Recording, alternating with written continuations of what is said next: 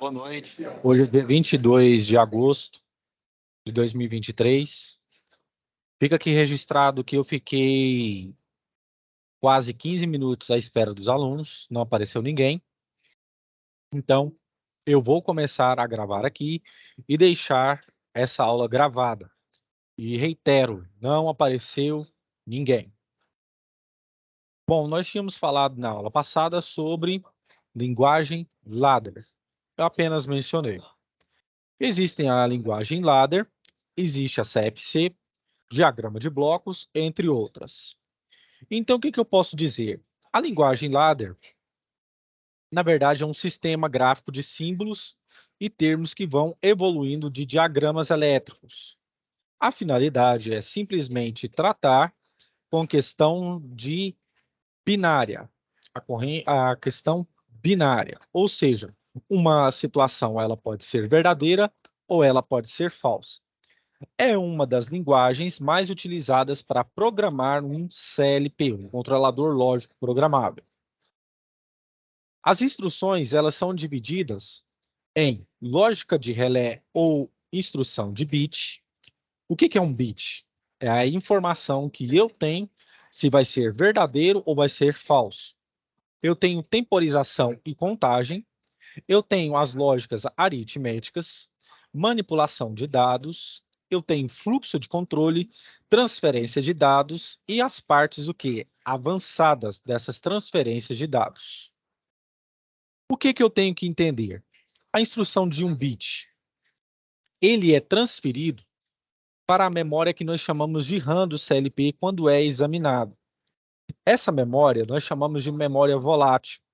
Quando se desliga ou não tem-se mais fonte de energia para essa fonte, o que nós temos? Nós temos a memória RAM, que ela é volátil. Essas informações são perdidas quando a energia é interrompida para esse tipo de memória. Diferentemente da ROM, EPROM e memória flash, que são memórias do tipo Q, não voláteis. Ok? Então, para que haja continuidade, o CLP deve ser alterado ou entre 0 ou 1, para que haja continuidade na lógica da sua instrução. Beleza. A lógica de relé é uma instrução a bit. Nós temos que analisar que dentro da linguagem ladder, nós temos a instrução que é examinar o que está sendo energizado. Eu tenho dois estágios, 0 ou 1, verdadeiro ou falso. Tudo isso vai ser incrementado a partir da tabela verdade, uma programação que você está fazendo no CLP. O intuito é esse. Eu tenho o endereço e eu tenho o número do bit para que ele possa ser energizado ou não. A instrução XIO examina se o bit está com valor 0, e é por isso que ela vem com esta composição aqui em fechado. Se for 0, será verdadeira. Se for 1, será falsa. Ok? Eu tenho a instrução OT, ou OTE, depende daquilo que você está falando, que é energizar a saída. Então, o que eu tenho? Eu tenho que entender que a minha saída ela vai ter nível lógico alto ou ela vai ter nível lógico que baixo. E tudo depende do estado onde o bit ele vai ser endereçado, ok? E tudo isso vem a partir do que? Dessa nomenclatura. A instrução OTL serve para energizar a saída com retenção. E neste caso, serve para o quê? Desabilitar a instrução OTU, ou seja, quando ela foi acionada. Se ela foi acionada uma vez, ela precisa ser desacionada no final. E vem justamente com esse símbolo. Pois muito bem. A instrução OTU também desabilita a retenção. Ela é o oposto da OTI, okay? E vem com esse tipo de nomenclatura e simbologia. Um dos exemplos que nós temos é através do quê? Botão, quando ele está normalmente aberto, eu tenho uma saída. Eu tenho um botão normalmente aberto, mas está fechado, barrado, e eu tenho uma outra saída. Um botão normalmente fechado e eu tenho uma saída. E um botão normalmente fechado com uma outra saída. Ok? Todos esses aqui são exemplos em que eu mostro para você aqui quais são as diferenças quando o nível é verdadeiro e a saída está conectada, e que isso pode ser acionado por um scan, ou então quando o nível está em alta, é verdadeiro, e a saída está sendo acionada por OS1 no caso. E isso acontece quando eu tenho 4 sequências, ou então 4 scans de linguagem. Aqui eu tenho um exemplo. Suponho que um circuito elétrico tradicional esteja comandando a partida de um motor trifásico. O circuito de controle emprega as condições: uma botoeira normalmente fechada, uma botoeira normalmente aberta e um contador para acionar o motor trifásico. E aqui está o esquema que deve ser feito. Então, na partida, eu tenho o botão de partida, que vai acionar, eu tenho um botão de parada e eu tenho um contador do motor. E se esse motor ele estiver em nível baixo, ele volta para cá, o quê? Porque a chave está em aberto. Mas se for fechada, o sinal vai correr nessa direção aqui, transversal. Ok? Exemplos de hardware e de operação de software. Eu tenho que aqui um circuito que está sendo alimentado por 110 volts de corrente alternada, uma botoeira normalmente aberta e uma botoeira normalmente fechada. E esse sinal vai ser enviado para o CLP, em que vai me determinar qual a lâmpada ou a localidade que isso aqui vai ser o quê? Ligado, ok? A programação em ladder é feita a partir disso. Eu tenho um botão de saída, um botão de entrada, certo? E eu tenho aqui a entrada, ou então o local que vai ser feito o quê? Essa realimentação.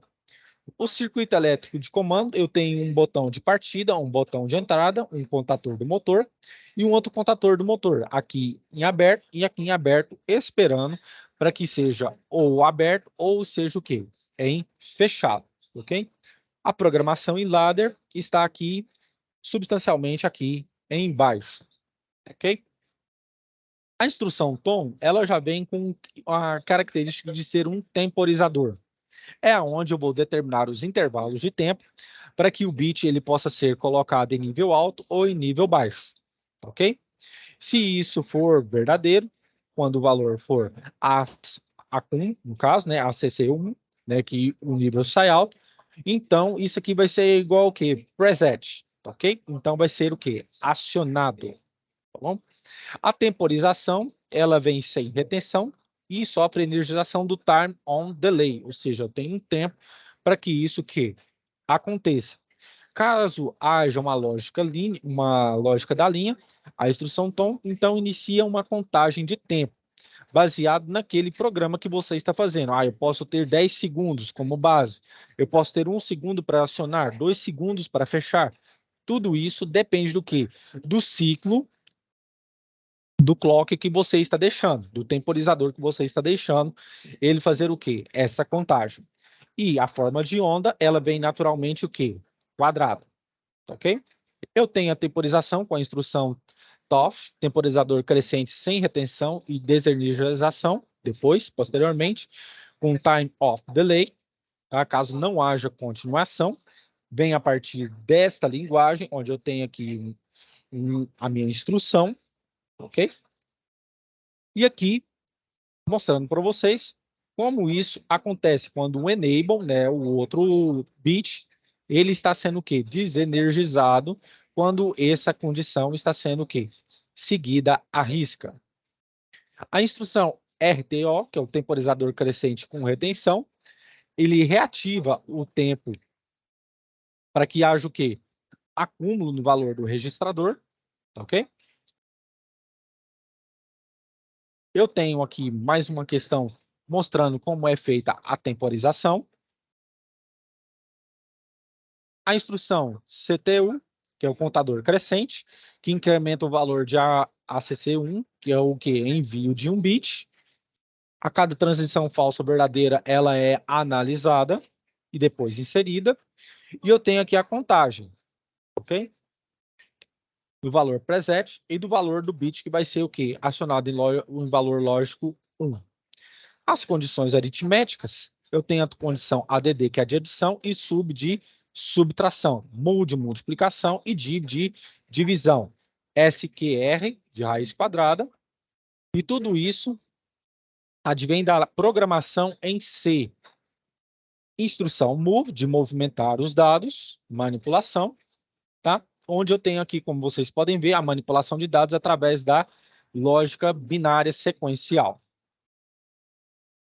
Tudo isso aqui, função OR, função SHOR, função NOT, tudo isso vem a partir das portas lógicas que vocês vão ver mais adiante em sistemas digitais, tá ok? Ouviram, ok? Função FFL, primeira entrada e primeira sair, tá?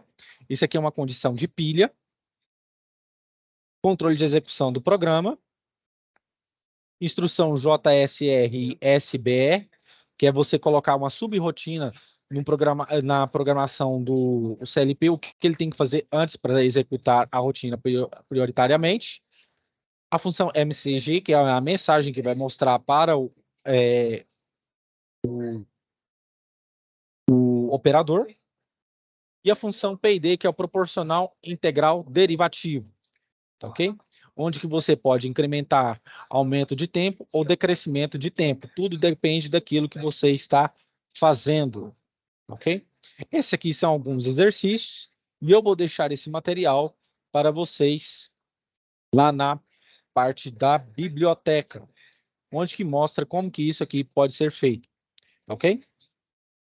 Aqui, como os sistemas podem ser programados, e aqui eu tenho um exemplo de controladores, né, de lógico programados, tem o da GE, nós temos da Rockwell Automation, da Siemens e da Schneider. Nós utilizamos mais o da Siemens e da Schneider. Nós temos também o da VEG, ok?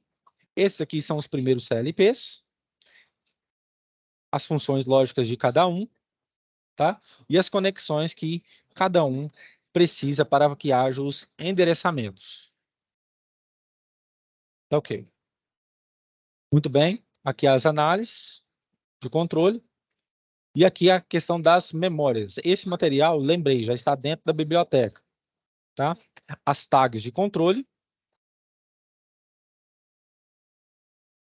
E aqui, aquilo que você vai programar para que haja o quê?